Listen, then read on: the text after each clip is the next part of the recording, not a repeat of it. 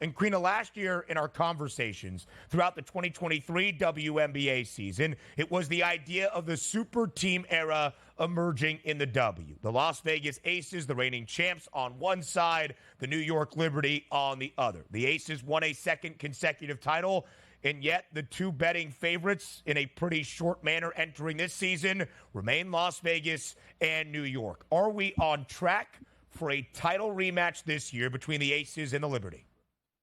Listen, this might be a hot take, but I don't know if it's as close as just the Aces being matched up against the Liberty again. I think the Liberty have now gone down a tier into that kind of that Sun, Liberty, Storm, Lynx area. I think the Aces remain kind of the surefire team that is going to make it to the finals, and they are going to be the team to beat.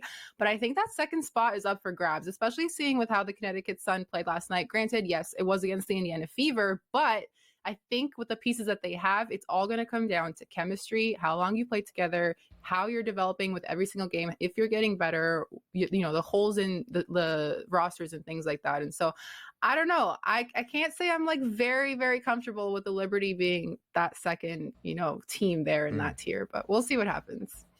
Let's see if we get that rematch there of the WNBA Finals last year. The odds are suggesting it here, but let's take a look at the MVP odds here in the WNBA. Wilson, a minus 115 price, clearly ahead of everybody else, followed by Thomas, Clark, Stewart, and Lloyd. Are we looking at a clear-cut run of another MVP performance, or could we have any surprises here, Karina?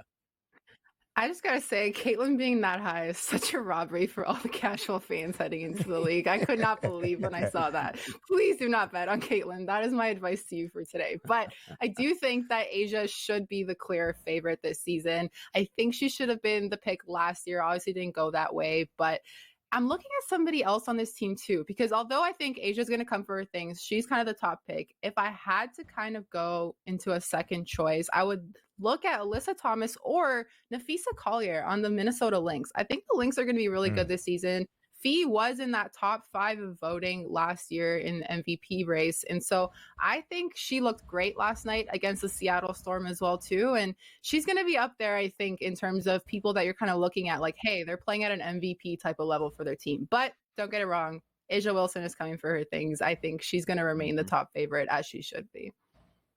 Already has flipped to an odds-on minus money favorite. Entered the season last night before the 30-point, 13-board performance at even money plus 100. Napheesa Collier, 20 points, 12 boards last night for Minnesota. Huge upset on the road in Seattle. They were a 7.5-point dog. They win outright, 83-70 over the Storm. Karina Mustafa joining us here on this Wednesday morning on the early line. A great breakdown and look back on the opening night of what is expected to be a season in the WNBA. Karina, thank you so much for your time. We greatly appreciate it.